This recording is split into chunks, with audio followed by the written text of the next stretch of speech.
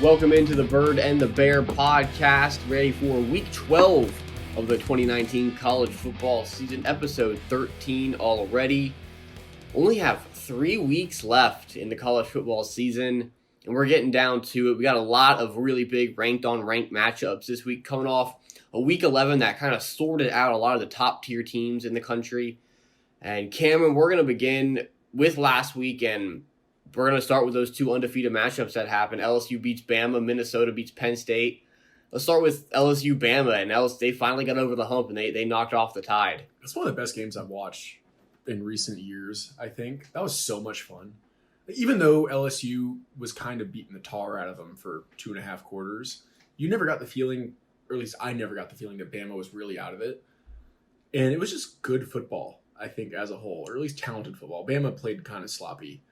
But the fact that Tua, this is kind of a digression, the fact that Tua is getting kind of panned for not being 100%. I mean, he still had 418, 4 touchdowns. He threw the ball extremely well. I thought he played pretty well. And I think this is kind of hindsight's 2020 because I was clamoring for Bama to do exactly what they were going to do at the end of the first half because they knew LSU was getting the ball in the second half. They couldn't stop LSU. I was rooting for him. Just chuck it. Like, let's see what happens. The worst that can happen is what happened. Exactly what happened. But that I don't think that was a bad decision, even in retrospect, because how often is that situation actually going to happen?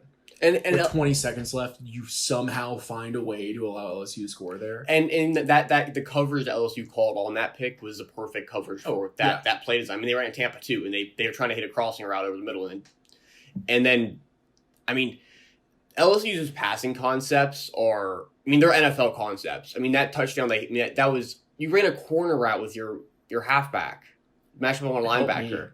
Yeah, because Hilaire gave me 51 points last week. Yeah, when I saw his stat line, I was very happy I did not play you last week. I think Joe Brady's a head coach next year. But LSU trying to extend him, and you know they're going to pay him head coach money to try to retain him. And I hope they do. My dad has had this whole thing where we're watching the game where he was rooting for Bama because he doesn't want another SEC power. I don't think there's room for 2 in the West over a prolonged period of time. One's going to eat the other. One's going to eat the other. I think LSU's in a position where they could eat Bama. I think so too, especially because, obviously Alabama's had very, very good recruiting classes over the past, decade with Saban. Their defense is kind of just... You're starting to see some chinks in the armor, especially, like you said, on the defensive side of the ball, and most particularly on the front 7. We saw that starting 5 years ago when they lost to Ole Miss, who Florida subsequently drubbed. Yeah. I mean, Chad Kelly went for 440 or something ridiculous. I mean, 80 of that was on a total bullshit play, but he still threw all over him. And that was 2 years in a row because the next year when Bama came back and beat them at Ole Miss, it was still a shootout. It was still a barn burner. Yeah, it was 40-38 or something like that. Something like that. It was. Then you've seen those games more recently where Bama has given up large chunks of yards and points against high quality opponents with good offenses. I think really LSU's thing going forward, especially if they can retain Joe Brady, is getting the quarterback they need. Who's his backup? Who do they have? That's if I've heard they're way worse off. Yeah, way worse off. Yeah, because I mean, look, that's if even last year, if Burrow did not transfer, their quarterback situation was pretty murky, and they didn't recruit really a top tier quarterback in this past draft class, knowing Burrow was going to come back. I mean, Burrow is going to be now a first round draft pick, and he's been the guy that fits perfectly with this system, just because he has the intelligence and the arm capability to make these throws, but. Behind him, what do they have? Well, and it's not like their run game has been automatic. Their run game has been, at times, very, very shaky. So, I think developing a good quarterback is going to be a key to their long-term success because Bama has that track record where they just kind of reload. I mean, Tua's gone, but they have other people.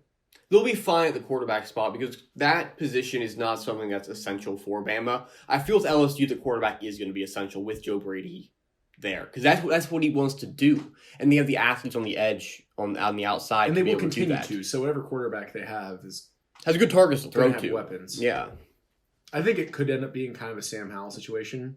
One of the few predictions I've made this year that ended up being correct, was after that South Carolina game when we started seeing him open up a little bit. Phil Longo has essentially opened up that offense completely. Over his last 7 or 8 games, he's averaging, or I guess over his last probably about 5 games, he's averaging probably about 330 a game. Oh, he's chucking the ball all over the place. I mean, he shredded UVA. He had 15 completions for 350 against Virginia, and they lost. Tonight's game I'm actually very interested in. Pitt UNC. Yeah, that'll be fun. That'll be a lot of fun. Yeah, I mean, UNC needs that game. Both teams need that game, really. But yeah, I mean, that's the thing, though, is LSU finally getting past Bama. It kind of signals a bit of a changing of the guard, potentially, but just with the amount of talent, though, that Bama has across the board, and you're starting to see LSU do more now. It's gonna be to this level for the next couple of years, and eventually something's got to give, Yeah. So we're gonna go to the other undefeated matchup last week. Minnesota pulls the upset essentially over Penn State. Really had control for the vast majority of that game. Tanner Morgan's a real deal.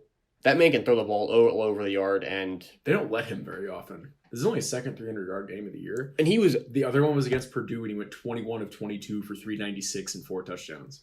He's surgical, and he was the windows he fit in against Penn State. That first 70-yard touchdown to Bateman, a dime. Yeah, if he had waited a millisecond longer, that's a pick.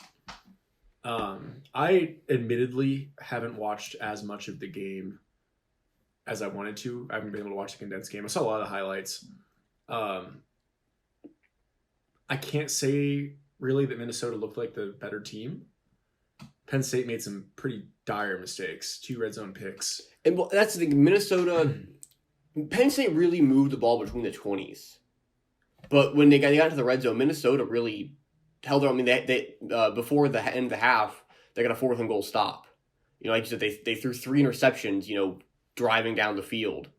And Minnesota just made plays. Yeah. And Penn State didn't.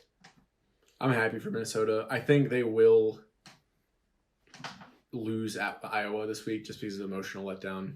Just a hangover. And Iowa's the kind of team that just doesn't make mistakes.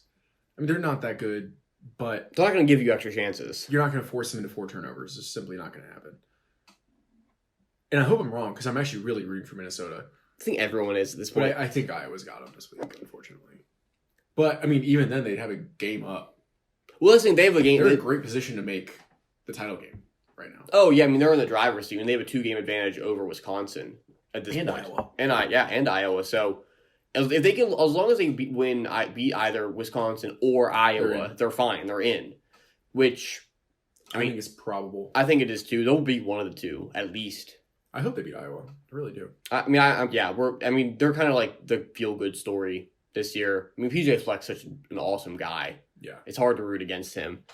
It's funny. I was listening to ESPNU radio early in the week, and they interviewed his wife, and she is the exact same way. Like they are literally have that same energy with each other. It's really funny, and they got something going up there. I mean, this is the first time they've been ranked in the CFP poll since 2014. I thought it'd been longer than that. Yeah. I thought it never had been. Yeah, they're like low. They're like in the 23rd, I think, is like what they got to at one point. But right now they're in the driver's seat for the West, and row the boat. Yeah. Gonna go to another undefeated team that avoided a big time scare last week. Baylor survives TCU in triple overtime. They were down the entirety of regulation. The game was only tied after they hit that 51-yard field goal. As time essentially expired. 9-9. It's like an SEC game, like a 2011 SEC game. Their offense looks really good sometimes, and other times it looks so ineffectual. I mean, against Oklahoma State, they did whatever they wanted. Literally whatever they wanted. And this is not an Oklahoma State team with as bad of a defense as we're used to, but they looked terrible against Rice. They looked terrible against West Virginia. 3 overtimes, they got 29 points, but they looked god-awful. In regulation, they didn't look good. I mean, it's hard to argue with 9-0, but I think they're doing smoke and mirrors. They should have lost to Texas Tech. Refs fucked it up. Should have lost to Iowa State, really. They should have lost to Iowa State.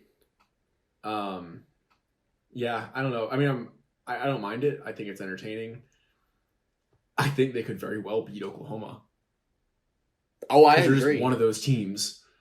But this is definitely one of the more curious cases of an unbeaten. It really is, especially because they've beaten two currently ranked teams. I mean, they manhandled Kansas State. Their track record really is not bad. Their resume is not bad. Oh, yeah, I mean... But none of their wins have looked very good, except for really Oklahoma State. And Kansas State. They beat them by 20 plus, or 19. It was 31-12, yeah. So outside of the... Like, and that's the teams that they've played that are ranked, they've beaten more handily than the lesser teams that they've... They played their competition, which is exactly why Oklahoma should be on alert. Yeah. Oh, I mean, Oklahoma's an 11-point favorite in this game, but I don't think it's going to be that maybe big of a a late gap. Cover, but I see it being tight. I do too. I mean, I think Baylor defensively is a little bit slept on. I think they've played. Defense is good. Yeah, they are fast and they get after the quarterback effectively. So it'll be fun. This is gonna be they're gonna play twice this year. I mean, it's gonna be a rematch probably in the Big 12 title game, and we'll see who's got the upper hand here. I mean, being in Waco, that changes things quite a bit. We're gonna go on to Clemson now. I mean, they throttled NC State 55-10 this past weekend, and they've thudded everyone they've played since UNC, and they're kind of an afterthought. They're like, oh yeah, Clemson's there, but like no one talks about Clemson whatsoever. Which is exactly why I think they'll make the national title game. May not win it, but I think they're going to make it. Lawrence has looked way better the last few weeks. The running game is better than it's been ever. Yeah, I mean, ETN's going to be a first-round draft pick as a running back. Their defense is legitimate again. And they're benefiting from a light schedule right now. And they're taking advantage of it. It's not like they're just skating by. They're going to go 13-0 easily, pretty much. That's a foregone conclusion at this point. If they do lose, I mean, then if they do lose, it'll be an absolute shocker. I think they got their... When they almost lost UNC, I said, I think they got their scare. I think they're good now. They're going to waltz into playoff, and they're going to be a little more rested than most teams. Yeah, they'll have that attrition. Ohio State probably is going to be about as rested. The only thing with Ohio State is that they're going to have a more intense back end of the schedule. I mean, they go Penn State, at Michigan, Big Ten title game, which is probably going to be against Minnesota. Clemson's playing the equivalents of the Citadel, Canisius, and the Florida State School for the Deaf and Blind, going into their scintillating title game matchup between them and any of 7 teams in the ACC Coastal. Yeah, I mean, you could flip a coin and pick. I think Virginia. It'll probably be Virginia, but shit, it could be Virginia Tech. I mean, at this point, would not surprise me at all if Virginia Tech is that team that makes it. I'm perplexed by that side of the. That's why I'm so excited for this Pitt UNC game, because it's like watching Maction. The entire conference has the same record. They're all the same team. You don't know, you can't. It's just entertaining. It's just pure entertainment value. And the last thing we're going to touch on that happened last week, and go on quick. Chad Morris fired from Arkansas, 4-18 as a head coach there. No SEC wins, losses against Colorado State, North Texas, San Jose State, and Western Kentucky. Grounds for firing right there. Duke could recruit. They had talent. And they just lost their best recruit next year. His son, their quarterback, who was going to be there, the 4-star. But the other question, better long term for them. Yeah, it's whoever takes that job is going to have a project. They got to give them time. They got to just basically say, beat your trash bag opponents, try to scratch an SEC win, or maybe one, maybe not even 2, just one. Get us one. Like maybe a slow progression for 2 or 3 years before you actually start looking at his job, because this is not going to be easy. They're so far back. I think Vandy's in a better spot than them right now. I would agree. Easier division, and you've seen it with Vandy before. It's easier in the East to kind of like wheedle your way into winning 6 games, like take care of your easy out of conference and try to scratch 2 against. Because you're playing at least Kentucky. You're playing South Carolina, Tennessee. Who are never better than mediocre. Exactly, and that's the thing. There's always that middle of the pack is gonna. They're always gonna kind of be 5-7 to 7-5. And but with Arkansas, just the fact they play in the West, I mean, they're gonna get buried, because I think the only team right now. I don't think Ole Miss is in great shape either. They're running Matt Corral off, and Matt Corral's the quarterback they should be starting. Their fan base is really angry about it. Have you been to their Twitter at all? I haven't been to Ole Miss Twitter. Every game John Reese Plumlee plays, that fan base gets more apoplectic. And that's the thing is Matt Corral committed there. Under the impression he'd be the guy. Offense. Yeah. Or probably the Phil Longo offense, actually. Right, yeah. I'm off by a year. Because Freeze got fired the year before. Yeah, but still, I mean, that Longo offense was fun, and now Matt Luke's running the veer. Well, with Rich Rodriguez, it's terrible. It's terrible. Yeah. I don't get it. But yeah, who will see what happens with that Arkansas job, and Godspeed to whoever takes that. I have no candidates in mind. I know that Malzahn's been thrown around maybe 2 years ago when they hired him, when they hired Chad Morris, because they weren't in this bad a position. They were off a bad year, but the opportunity was there to win some games. Now, I don't know. They're in big trouble. There's only one person that I think Norvell? I would say Willie Fritz. Yeah, maybe. Because that'd be his payday. I mean, he hasn't gotten paid really as a head coach, and what he did at Tulane is something that nobody in Tulane's history has really done. And he's adapted offensively with wherever he's at, and I feel that he's the kind of guy that could use the talent that Arkansas currently has. They have the money. I mean, it wouldn't be the worst idea in the world. No. I mean, my only argument against it would be that this is not a great Tulane team. I mean, they'll probably win 8 or 9 games this year. Well, I think they're in a bowl game for back-to-back seasons for the first time since the 80s. True. So, for Tulane, it's pretty damn good. Yeah. So we're going to go on to how the college football playoff poll kind of panned out. The top 4 now, LSU 1, Ohio State 2, Clemson 3, and then Georgia at 4. And that's where things kind of come into question. Should Georgia be 4? This is when I go on my rant. Oh boy, let's open the floodgates here. Cameron, you're on the mic. Okay, so 5 right now is Bama. 6 is Oregon. Mm-hmm. That's where I'll start. So Oregon's first loss of the year, only loss of the year, was on a neutral field against Auburn, who's not a bad team. I mean, they're ranked 12th in the ranked country. 12th. Maybe a little bit of SEC bias there. I don't think they're that good. But you're telling me that Georgia's loss to South Carolina is somehow preferable to Oregon's loss to Auburn on a neutral field when Georgia lost at home to a team that just fucking lost to Appalachian State at home and looked terrible. They looked terrible. South Carolina is terrible. And Georgia found a way to lose that game, and they're not even being fucking penalized for it. They're right back where they started. And that is bullshit.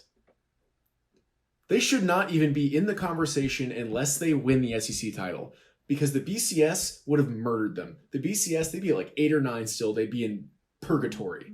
Which is right where Oklahoma is and right where UGA should be. Because Oklahoma, arguably, probably, I mean, we'll never really know, but they probably lost to a better opponent on the road than Georgia did at home to a shitty team that is probably going to fire their coach. And if they don't fire Muschamp, it is because the AD has come out and said they can't afford to. UGA at 4 is bullshit, and I hope it gets taken care of. The only way that's going to happen is if Auburn takes care of business this weekend. Or they lose the SEC title. But then you put Bama in, who has 2017, who has no good wins at all, really, truly. Their best wins against A&M, who's not ranked. They have no wins against a ranked team. And A&M's lost to every good opponent they played. And not have made the SEC title game. And somehow wiggle their way in there. Because I think Oregon wins the Pac-12, goes 12-1. They just look really good right now. And I love to hate on the Pac-12, but I think it would be absolutely atrocious to leave them out of it if they have a 12-1 champion who won who 12 lost in the first game of the season, and they won 12 straight afterwards. 12 straight games. And with Georgia, obviously the idea is they have 2 wins against top 20 teams right now. I get it. But that loss is out. You've seen the committee punish Ohio State last year, losing on the road against a team that made a bowl with that was the best team that Purdue's had in however many years, and then they got kept out. of the playoff.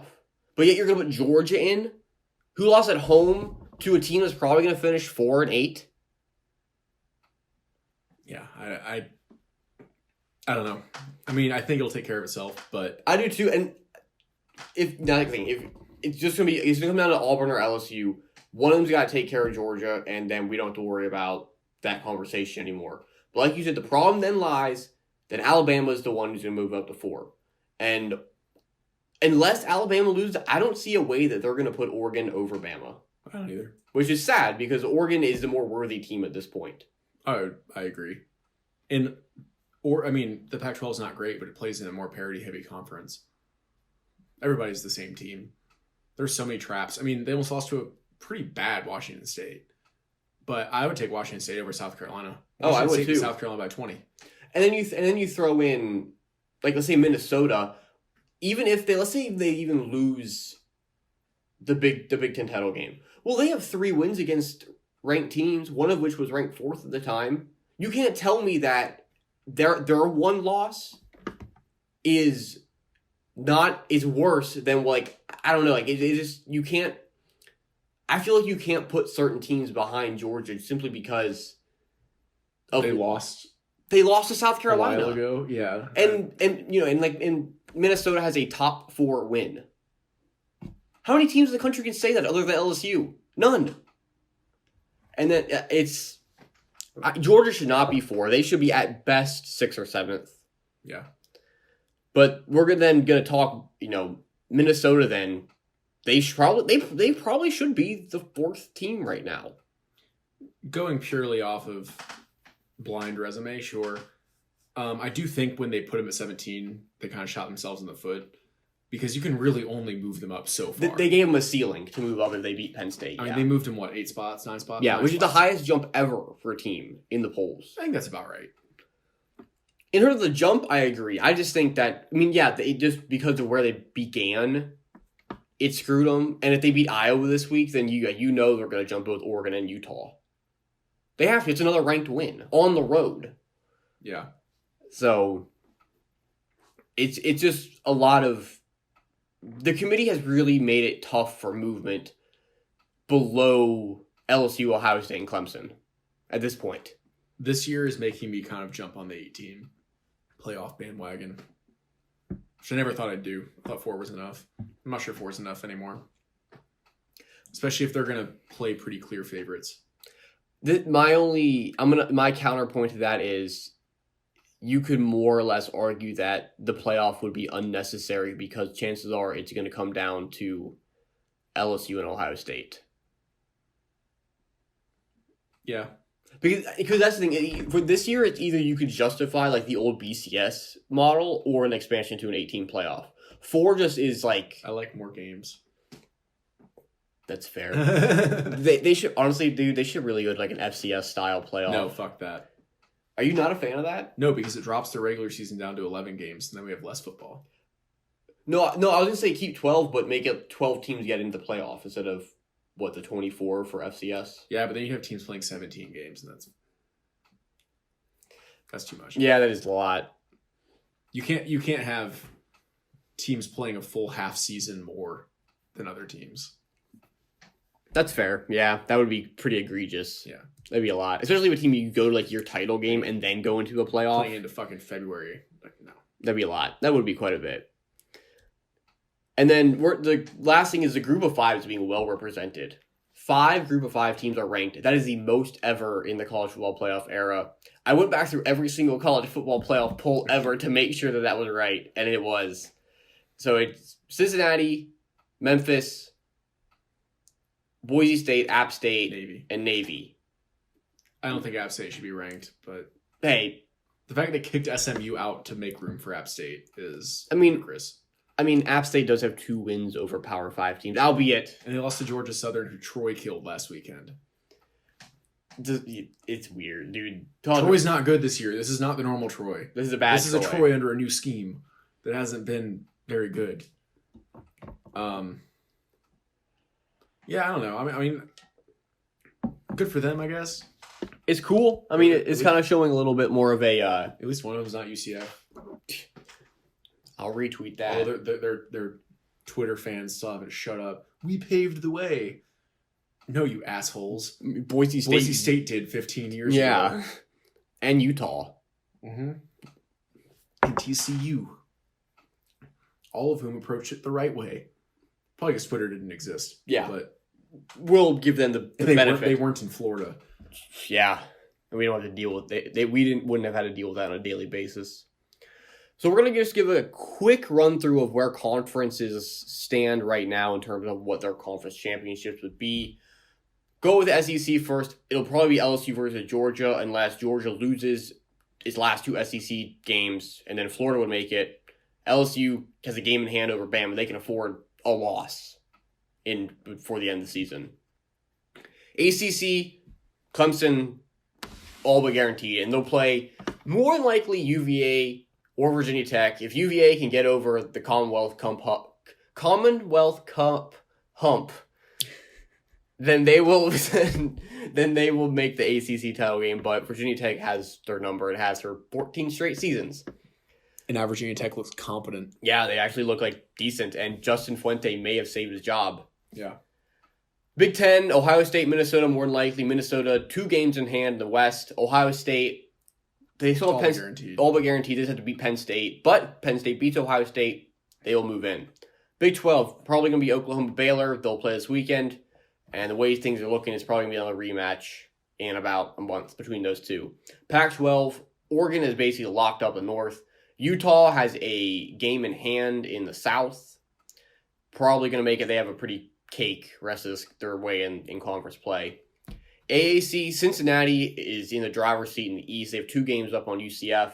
But the West is wide open. SMU, Memphis, Navy, all with 1 conference loss. SMU and Navy still play each other.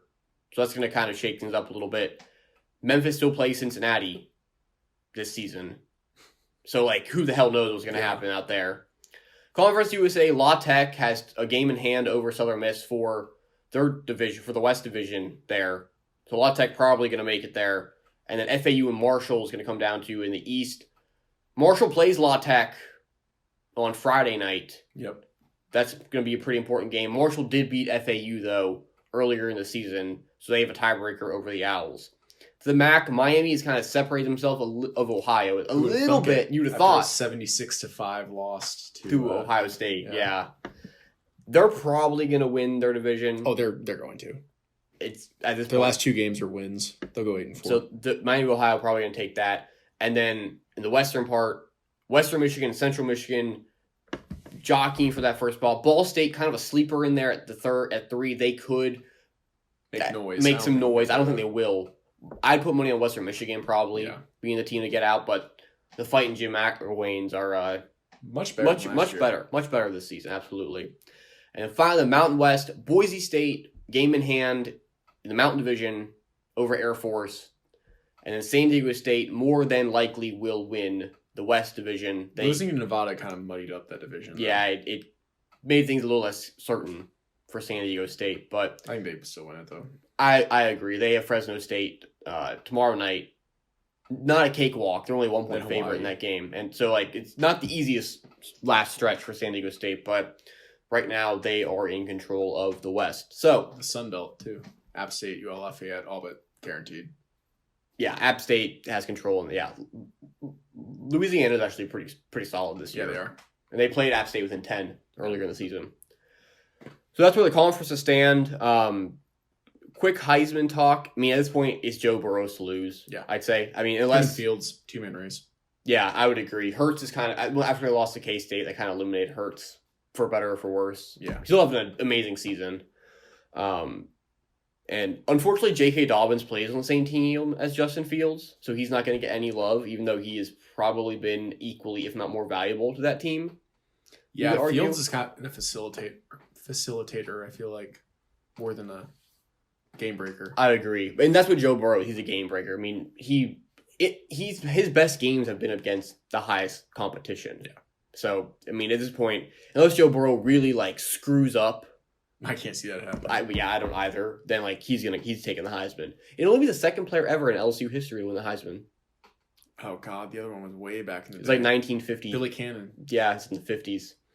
So big things happen in Baton Rouge. All right, so we're going to move on to the games of the week.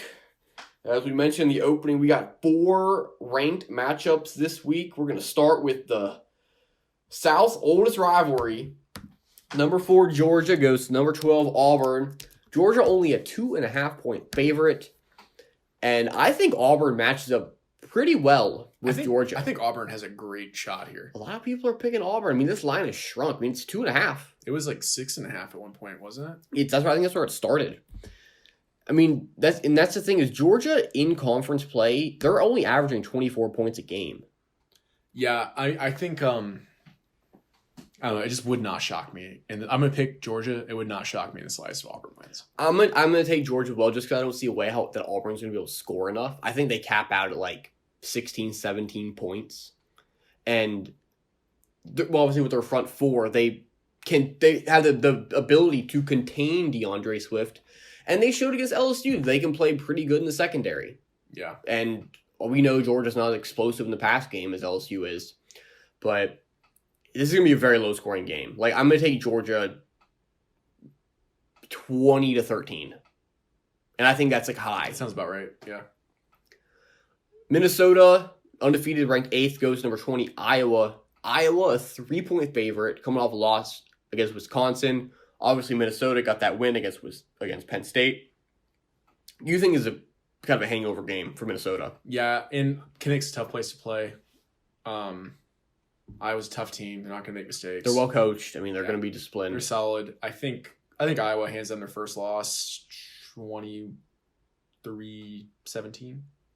I'm going to take Minnesota. I think they have the pieces. I think just because I feel like Iowa's not going to be able to score enough. And Minnesota offensively is explosive enough. They scored 30 points every game this year. Yeah? Actually, no. That's they scored 20 against South Dakota State. Yeah. 28 against South Dakota State. That was their lowest. But I think they're just going to be able to just outscore Iowa enough. I'm going to go 27-20, 23, around that. The nightcap is where game day is going to be. Number 10, Oklahoma goes to number 13, Baylor. Oklahoma, an 11-point favorite. This game is very intriguing in terms of just... I can't figure Baylor out. They're an enigma. They're a total enigma. If we still did my hot take of the week, I'm going to pick Baylor. 41-38. I'm going to pick Oklahoma just because I trust them in big games, and I think Baylor is due, and Oklahoma is not the team that's... I mean, I know they almost blew that 3-touchdown lead to Iowa State last week. Baffling. I watched the condensed game of that. I watched it live. Hell of a game. I mean, Brock Purdy is a magician. Really good QB. And if that two-point conversion is caught instead of batted up in the air, I mean, we're looking at a 2-loss Oklahoma. But I think that Oklahoma's got too much firepower, and their defense is good enough to stifle Baylor. I'm going to take Oklahoma like 38-31. Okay. Final ranked matchup of the week. A game that's not being talked about at all. No. Number 23, Navy goes to number 16, Notre Dame. The Irish are a 7.5-point favorite. But Navy's only loss is on the road to Memphis, and they only lost by a score. 2 scores. It was 35-23. Okay, it's all right. 2 scores, but 12, that's pretty respectable. I'm going to take Navy. Notre Dame's looked pretty sluggish in their past few games. I mean... And triple options, just not a whole lot of fun to play against. No, not at all. This is the best Navy team we've seen in a while. They're really good. Yeah, no, they're fantastic. I mean, it's cool when Navy's good. Like they're like when one of the service academies are elite. Yeah, like Army was last year. It almost feels like they got really sick of Army being good. Like really quickly, they got sick of it real quick, and it's like not happening. No, I'm gonna take. I hate to say I'm gonna take Notre Dame, but like 20-17, 23-20. It's gonna be close. Yeah, and low scoring. I think. Yeah, they just didn't control the ball enough to keep Notre Dame off the field. But it's gonna be entertaining. That's gonna be a fun game to watch. We're gonna go through our rapid fire rest of the slate. Not a whole lot because this week is pretty top heavy, and after what we have on our list here, pretty crap. Not a whole lot of, not even a whole lot of like winning teams against each other. No, it's going to be a lot of bowl eligibles. Yeah, this like a lot of weekend. 4 and 5, 5 and 5 teams playing. Trying to each keep their other. bowl hopes afloat. You know what? Texas Tech TCU is one of the big ones as far as that's concerned. 2 4 and 5 teams. Riveting 4 and 5 matchup. You know this week's bad when 1 and 9 Northwestern goes to 1 and 8 UMass. Northwestern's a 40.5 point favorite. They haven't scored 40 points this year. I know. But UMass is so bad. I know. They're really bad. This is going to sound really terrible, but I picked up, because the defense I had in my fantasy team on a bye this week, I picked up Northwestern's defense simply because they're playing UMass. Their defense hasn't been the problem. No, they can't score at all. I don't think that's a bad pickup. That's what I thought too. But we're going to move through this. Tomorrow night, Louisiana Tech 8-1 goes to 6-3 Marshall. Marshall a 5.5 point favorite. Who you got? Sorry, yawned. Louisiana Tech. I agree. By 7. Marshall just isn't They're great. not that impressive. They're not, yeah. And they just squeak by in a lot of their wins. I'm taking a lot of Tech too. They actually look pretty solid. They are. Yeah. They're really solid. Only They're loss old. is They're at an old Texas. team. Going to talk about Florida, number 11. Florida goes to Missouri, who's 5-4. Florida a 6.5 point favorite. Obviously, Missouri has kind of had the Gators number the past 2 seasons, but this year feels much different. There's no hangover after Georgia. I don't know about that. I'm very concerned. Yes, you're just a pessimistic, worrisome fan, but I understand your concern just because it's going to be a little chilly in Missouri. That's not really what I'm worried about. Just Mizzou seems to bring their A game against us every year. It's weird because they don't play down they don't play down to us, and I feel because we aren't Georgia, like okay, this is a quality team to beat. Like there's not that intimidation isn't there, and I just feel that this Florida team offensively is way less anemic than it has been the past 2 seasons. I agree. I mean, just on paper, I think we win by 14. A lot of people have us by double digits. I've heard a lot of like betting talk shows. Yeah, I mean, I think this might be a Mizzou team. Their will has kind of been broken. And without Kel Garrett on defense, they are significantly worse. They're still not bad. No, they're still quality. Yeah, no, I agree, but they don't have the game breaker. Yeah, and I mean, how many defense? He had 3 defensive touchdowns? 4. Yeah, it's unbelievable. He was unbelievable. He would have been DPOI of the SEC Yeah. if he stayed healthy. But I'm going to take Florida to cover here. I think this would be like 31-20, 31-21. I'll take 30 points. Going to move on to the ACC. Freaking Wake had to lose Virginia Tech last week to keep this from being a ranked matchup. Killed. He's 36-17.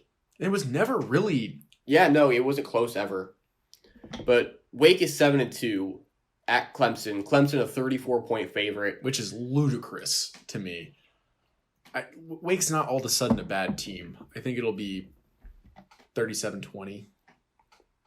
I don't think it'll be that close. I think it's like 45-20, 45-17. Still not covering, but I think Clemson's just gonna take care of business. I think Wake is good, but there is a massive gap between Clemson and the rest of that entire conference.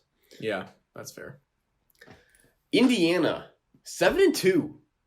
The Hoosiers are actually competent this year, and they're going to number 9 Penn State.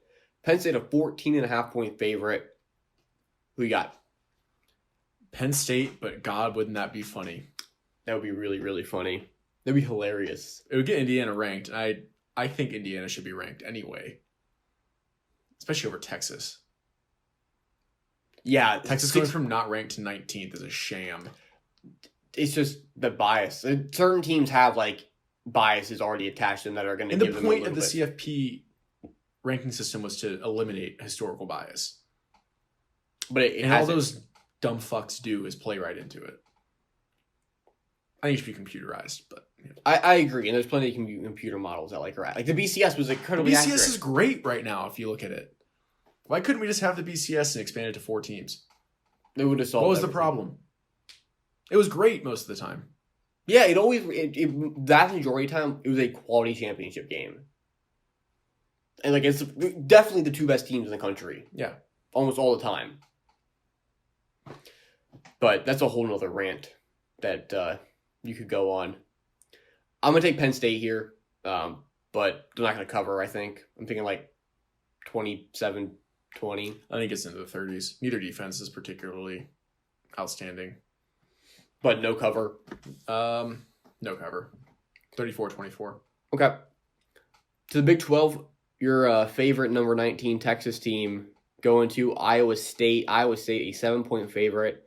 And I don't know if you saw the stat about They lost 4 games by 11 points. Yeah, they're 11 points from being undefeated, which is Iowa State by 14. I think they're gonna crush Texas. I don't want to crush, but like they're gonna easily handle them. I think they're sick of losing tight ones. I think they are too. I feel like 34-20, 34-21. To the MAC, big game. The West, Central Michigan goes to Ball State. Ball State, a 2.5-point favorite. Central Michigan, though, has been playing pretty well as of late. Very well. Ball State's actually a pretty good 4-5 team. I like Central Michigan here. I do too. I'm going to take the Chippewas as well, and they're going to stay in the race for the division title. Final game to the Sun Belt. Number 25, Appalachian State goes to 6-3 Georgia State. Appalachian State, a 16.5-point favorite. But my one concern with this game is because Georgia State plays a relatively similar style that Georgia Southern plays. And it obviously caused App State fits, and I think... They don't run a triple option. But they're a very run-heavy team. Well, now they are, especially because Dan Ellington's hurt, which is why I think Appalachian State wins by 30. So you think they're going to crush them? Yeah, Dan Ellington's the lifeblood of that team. They scored 24 points in 4 drives when Ellington was playing against UL Monroe last week. They scored 7 points in the subsequent 9 drives. Appalachian State by a lot. That's why that line is so high, by the way. That would make sense. Makes a lot of sense. I'm going to take App State too, handily. But I think there's some intrigue to this, and it's an important game for Appalachian State especially. So that'll do it for us here. Kind of a more extended episode. We're getting to the end of the season. A lot of things are kind of heating up a little bit More here. storylines than games. Yeah, at this point, there really are. I mean, we're kind of able to boil it down to kind of be able to figure out where everyone's going to kind of be piecing in terms of postseason. And these last 3 weeks are going to be a lot of fun, especially rivalry week. I think that's going to be a really good rivalry week this season. And obviously this week, huge for implications across the entire college football playoff poll. So if you want to hear more about our conversations, be sure to check us out on The Bird and the Bear CFB on YouTube. Be sure to subscribe to our channel and check out all of our podcasts. We're already on episode 13, so plenty of content on there to catch you up on the latest college football news. And we'll be back next week to recap Week 12 and bring you a preview of Week 13. So for Cameron Carrillo, I'm Michael Nauf saying goodnight, and we'll see you next time.